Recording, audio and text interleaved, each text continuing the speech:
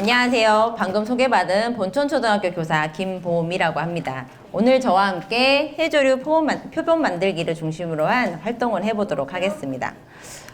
오늘 이야기는 이제 이렇게 해조류와 육상식물, 그리고 해조류는 어느 곳에 사는지, 그리고 바다식목일, 이 과연 뭘까?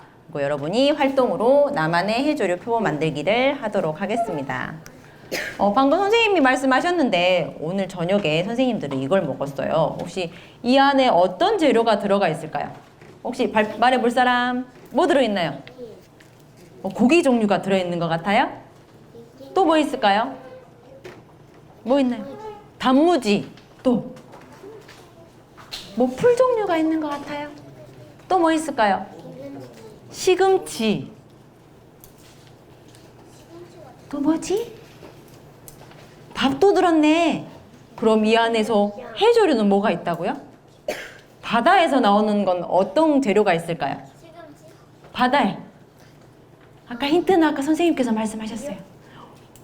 그거 말고, 미역 말고 뭐가 있을까요? 김밥에는 무엇이 바다에서 나오는 걸까요? 김! 그렇지, 뭐? 맞아요, 김이에요, 김. 김밥의 재료 중에 가장 중요한 김이 바다에서 나오는 해조류라고 합니다. 네, 그러면 이 해조류는 무엇인지, 육상식물과 어떻게 다른지 한번 알아보도록 할 거예요. 자, 해조류는 조류라는 말을 들으면 우리가 새를 생각하지만 새가 아니고 물속에서 나는 식물입니다. 수중에서 살면서 엽록소를 가진 광합성을 하는 식물이에요. 그래서 바다에 사는 건 해조류, 강에 사는 건 담수조류라고 부릅니다. 여기 있는 것처럼 이렇게 다양한 해조류들이 살고 있어요. 우리나라 사람들을 프랑스 어떤 잡지에서 지구를 위해 해조류를 먹는 사람들이라고 했다고 합니다. 해조류를 먹는 것만으로도 지구온난화가 감축이 된다고 해요. 왜냐하면 해조류는 바닷속에서 CO2를 가지고 광합성을 하고 탄소를 몸속에 저장해 있기 때문에 지구온난화를 줄이는데 영향을 미칠 수 있다고 합니다. 더불어 이제 서양 사람들은 거의 해조류를 먹지 않아요. 우리가 먹고 있는 해조류의 종류는 미역도 있고, 혹시 알고 있는 게 있나요? 김도 있고, 톳도 있고, 또 뭐 있을까? 다시마도 있고, 여러 가지가 있죠. 그래서 해조류 종류는 지구상에 약 500여 종이 있는데 그 중에 50여 종을 우리나라 사람들이 먹고 있다고 합니다. 그럼 해조류와 육상식물은 어떻게 다를까요? 여기 있는 것처럼 육상식물은 뿌리, 줄기, 잎으로 이루어져 있어요. 그래서 뿌리에서 영양분을 흡수하여 줄기를 통해 잎으로 전달되는 과정을 거칩니다. 하지만 저기 있는 해조류는 특이한 게 하나 있죠. 뿌리 대신 부착기라는 게 있고요. 이 흐물흐물한 줄기와 엽채에서 온몸에서 영양분을 흡수하여 광합성을 이룬다고 합니다. 그럼 이 해조류는 어디에 사냐면 바닷속에 살잖아요. 바닷속에 사는데 이 해조류를 크게 이렇게 녹조류, 갈조류, 홍조류로 나눌 수 있어요. 녹조류는 파래, 청각, 매생이. 혹시 들어보셨어요? 이렇게 녹색 식물.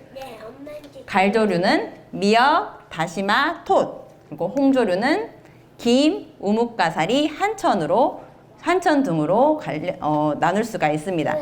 녹조류는 수심 30m 정도까지 살고 있고요. 갈조류는 30에서 40m, 홍조류는 40m 이상에서 살고 있다고 합니다. 그럼 해조류는 왜 이렇게 깊이에 따라서 색깔이 달라지게 되었을까요? 그건 바닷물 속을 투과하는 햇빛에 따라 다르다고 해요. 햇빛에는 여러 가지 색깔이 있는데 이 빛들은 각자마다 파장을 다르게 가지고 있어 파장에 따라 투과력이 다르다고 합니다. 파장이 길면 진동수가 적어져 에너지가 감소하여 투과력이 감소하고, 파장이 짧으면 진동수가 많아져 에너지가 증가하여 투과력이 강해집니다.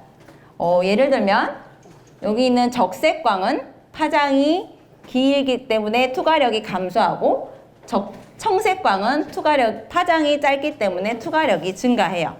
근데 식물이 광합성을 할 때는 보색을 통해서 광합성을 한다고 해요. 그래서 적색광은 녹색 식물은 녹색의 보색인 빨간색으로 광합성을 하고, 갈색은 황색, 붉은색은 청색으로 보색으로 이렇게 광합성을 이룬다고 합니다. 그래서 자신의 몸과 보색 관계에 있는 빛을 주로 이용하여 광합성을 이루기 때문에 깊이에 따라서 해조류의 색깔이 달라지게 됩니다.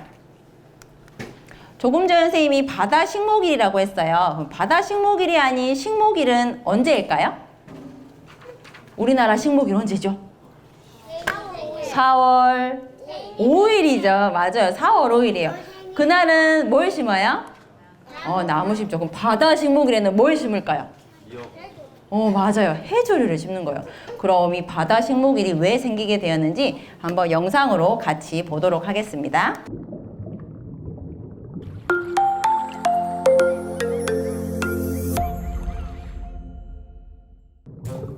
우리 아이들이 잘 자랄 수 있도록 바닷속에 터를 만들어야겠어. 어라라, 해조류는 안 보이고 딱딱하고 이상한 돌덩이와 성게들밖에 없잖아. 이러면 우리가 안전하게 지낼 곳이 없어. 아이쿠, 바닷물이 오늘따라 더 짜다 했더니 무슨 일이야? 수피야, 우리 동네가 살기 힘들어졌어. 어쩜 좋아, 도와줘. 이런, 그 울창했던 바다숲이 사라지고 사막 같은 갯녹음지대가 되어버렸네. 이거 큰일인걸? 학교에 가서 선생님과 친구들과 함께 지혜를 모아야겠어. 도와줘.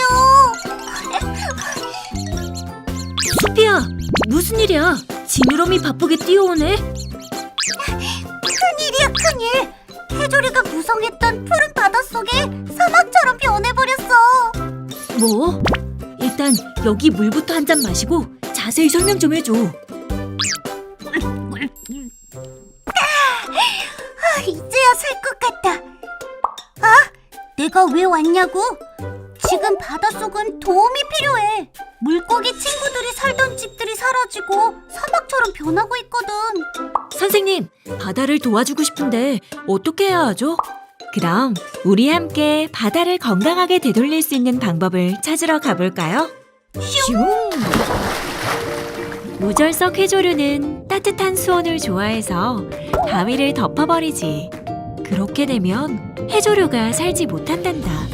지구온난화로 수온이 상승하면 성게, 군소, 고등 같은 조식동물의 활동력이 증가하여 해조류 일부를 먹게 된단다. 바닷속에 있는 쓰레기와 버려진 그물들을 치워서 깨끗한 바닷속이 되도록 하자. 쓰레기 말고도 다양한 원인에 의해서도 바닷속이 오염되니 우리가 신경을 더 써야 해. 이제 바닷속 안반에 붙은 죽어서 시멘트처럼 변해버린 해조류들을 쓱싹 긁어내서 물고기들이 살기 좋은 터전을 만들어주자. 우와, 정말 깨끗해졌네요. 이제 바다의 특징에 맞는 해조류를 골라서 바닷속에 심어주면, 우와, 물고기 친구들의 삶의 터전인 바다숲이 만들어졌잖아. 너무 멋있어. 최고야. 이렇게 가꾸니까 정말 아름답다. 우리 아이들이 지낼 공간도 많아졌어. 이제 안심이 되네. 성게 친구가 다른 친구들한테 떠밀려서 헤매고 있어. 아이쿠, 친구들이 너무 많아. 복잡해. 먹을 게 부족해서 힘들어. 자, 안전하게 함께 지낼 수 있는 곳으로 같이 가자. 모든 생물이 살기 좋고 건강한 바닷속을 만들기 위해선 우리 모두가 신경을 써줘야 해. 야호! 이제야 마음 놓고 아이들을 건강하게 키울 수 있을 것 같아. 정말 고마워, 모두들.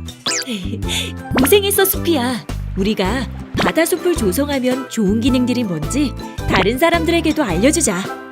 바다숲을 조성하면 바닷속 친구들에게 삶의 터전을 제공해 줄 수 있고, 따라서 많은 물고기들이 바다에서 살 수 있지. 또한 지구온난화의 원인인 온실가스가 줄어들고 녹색 에너지를 공급해주지. 바닷속의 더러운 것들을 깨끗하게 만들어주기도 해.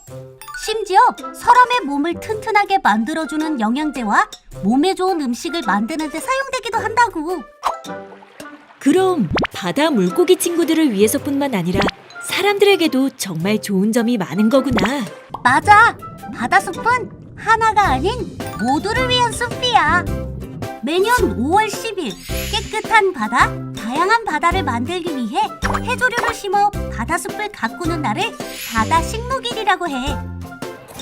바닷속 친구들에게 삶의 터전을 주고 사람들에게도 좋은 바다 생태계를 위해 큰 노력을 기울이고 있어. 바닷속 아름다운 해조류 숲은 바다의 소중한 안식처야. 바다숲이 있어야 우리의 미래도 있지. 5월 10일 바다식목일을 꼭 기억하자고.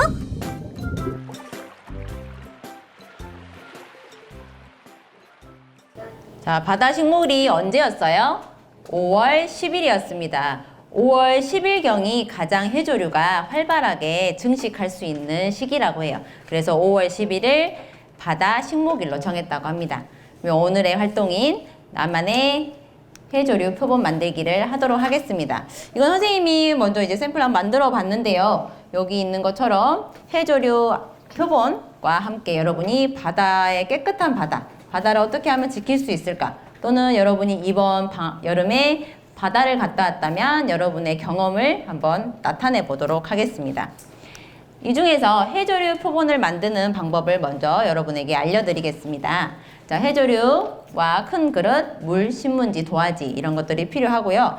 간단하게 눌러서 하는 표본을 만들기예요. 해조류를 직접 채취를 했을 경우에는 민물, 그러니까 수돗물이나 정수된 물에 담갔다가 소금기를 빼냅니다. 또는 이제 해조류를 직접 채취하기 어려우면 여러분이 살 수가 있잖아요. 건조된 거. 건조된 미역, 건조된 김, 건조된 톳, 이런 것들을 사서 물에 충분히 불린 뒤 앞의 과정과 마찬가지로 소금기를 빼주면 됩니다. 선생님은 건조된 뭘까요, 이게? 혹시 알고 있나요? 네, 청각을 구입하여 여러분에게 해조류 표본을 제공하려고 합니다. 자, 물에 충분히 불린 청각을 저렇게 물 위에 떠 있는 상태로 두꺼운 도화지를 물속에 집어넣고요. 핀셋으로 모양을 잡은 뒤에 천천히 건져 올리면 저 모양이 그대로 유지됩니다. 그리고 비스듬하게 나서 물기를 좀 뺀 후 키친타올이나 화장지로 톡톡톡 두드려 물기를 조금 더 흡수를 해주게 됩니다. 그 뒤 이렇게 골판지, 신문지, 해조류, 그 다음에 헝겊이나 키친타올, 다시 신문지, 골판지, 그리고 무거운 책이나 이런 물건들을 올려놓고 하루에 한두 번씩 안에 있는 종이를 교체해줘서 건조를 시키면 돼요. 그래서 한 일주일 정도면 깔끔한 해조류 표본을 얻을 수가 있습니다. 그래서 여러분이 이제 오늘 선생님과 함께 이걸 할 건데요. 이걸 하는 간단한 방법은 지금 현재 해조류 표본과 액자와 그리고 조개 껍데기 이렇게 분리가 되어 있는 상태예요. 지금 샘플 모형이 이렇게 가지고 왔거든요. 선생님이 지금 이 해조류 표본을 여러분이 이 자리에서 하기 어렵기 때문에 먼저 제작을 해왔고요. 그 다음에 이 액자와 함께 여러분이 해조류 표본 액자를 만들어 보도록 하겠습니다. 자, 이 중에서 지금 조개 껍데기는 여러분이 한 3개에서 4개 정도 고를 텐데 이거 붙일 때는 글루건을 사용을 해야 돼요. 글루건은 뜨겁기 때문에 선생님들께서 도와줄 예정입니다. 그래서 그림을 그리고 난 뒤에 액자 속에 집어넣고 나서 조개 껍데기를 배열을 하고 난 뒤에 여러분이 손을 드시면 선생님들이 가서 도와주실 겁니다. 자, 그러면 함께 해볼까요?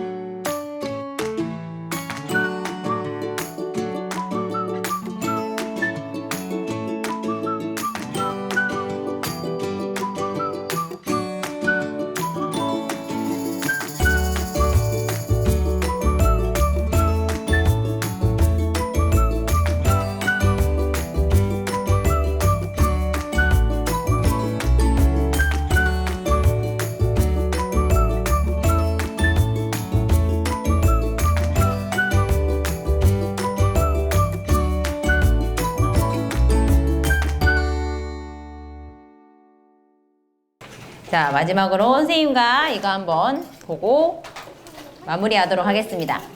자, 바다 식목일은 5월 10일입니다.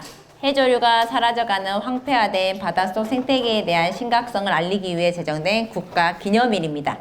5월 10일경에 바닷속 해조류가 가장 많이 자라나는 시기이기 때문입니다. 여러분도 아름다운 바다를 더 오래 볼 수 있도록 바다 식목일도 기억하고 바닷속에 사는 해조류도 지키도록 함께 노력했으면 좋겠습니다.